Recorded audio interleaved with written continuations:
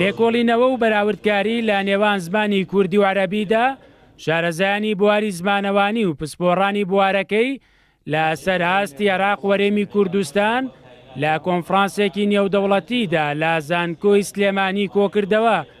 پێشکەشکردنی 24 توێژینەوەی زانستی لە ماوەی 2 ڕۆژی کۆنفرانسدا دەبێت هەنگاوێکی گرنگ بۆ بەهێزکردنی 2 زمانی ڕەسمی گەلی عێراق کەوی زمانی کوردی و عەرەبیە.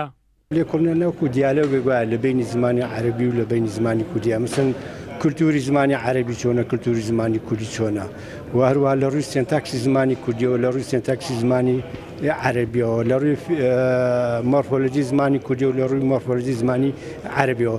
بەو شێوەیە کە ئێمە بتوانین هاوکاریەک شتێک دروست بکرێ لە نێوان هەردوو زمانەکە وەکو دیالۆژێک لە دوا ڕۆژە ئێمە سوودی لێ بین.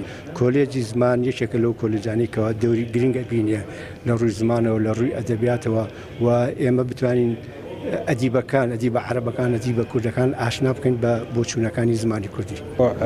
إقليم كردستان الحبيب وفي محافظة ئەم کۆنفرانسە زۆر گرینگە بەهۆی ئەوەی چەندین لێکۆڵینەوە لەبارەیەوە پێشکەش کراوە تاوەکو جیاوازی لە نێوان هەردوو زمانی کوردی و عەرەبیدا بکرێت، چونکە هەردووکیان زمانی سەرەکین لە عێراق. ئێمە لە زانکۆی بەغداد تەکید لەوە دەکەینەوە کە دەبێت زمانی کوردی لە زانکۆکەماندا هەبێت. لە ئێستاشدا 2 بەش لە زمانی کوردی کراوەتەوە. ئەو 2 زمانە جیاوازیەکی ئەوتۆی نییە، هەردووکیان بەپێی دەستور گرنگی خۆیان هەیە. هیوادارم هەموو عێراقیەک بتوانێت بە هەردوو زمان قسە بکات. اللغتين العربية والكردية هي لغتين أساسيتين في العراق. دکتۆر ئێزەدین مستەفا ڕەسوڵ یەکێک لە ناوە دیارەکانی کورد و پسپۆڕ لە بواری زمان و ئەدەبی کوردی دەڵێت ئەم جۆرە کۆنفرانسان هەنگاوێکی گرنگە بۆ ئەوەی کاریگەری زمان و کللتوری کورد زیاتر لە عێراق بچەسپێت.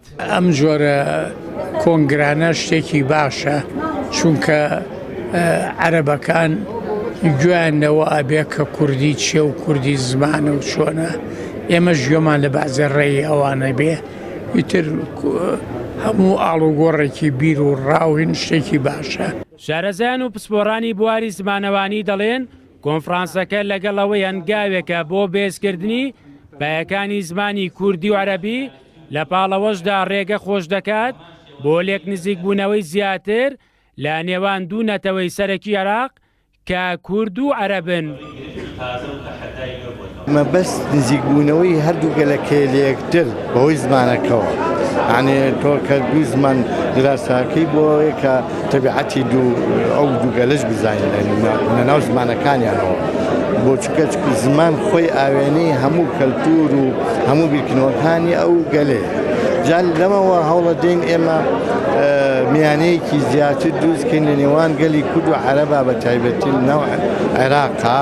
باپێی دەستوری عێراق زمانی کوردی لە دوای زمانی عەرەبی دووەم زمانی ڕەسمی گەلی عێراقە، بەڵام ئەوەی بەدی دەکرێت جگە لە چەند دامەزراوەیەکی ڕەسمی عێراق نەبێت تاکو ئێستا زمانی کوردی لە دامەزراوە ڕەسمیەکانی تری دەوڵەتی عێراقدا وەک پێویست ڕەنگی نەداوەتەوە. هەرچەندە زمانی کوردی لە سەرهاستی نێودەوڵەتی و لە ڕیزبەندی زمانە جیهانیەکاندا پێگەیەکی ئۆتۆی نییە، بەڵام زمانی نەتەوەیەکە لە ڕۆژهەڵاتی ناوەڕاست کە بەم دوایە دۆسەکەی چووەتە نێوکۆڕ و کۆبوونەوە جیهانیەکانەوە. مەریوان ئەبڵا، کورتسات نیوز، سلێمانی.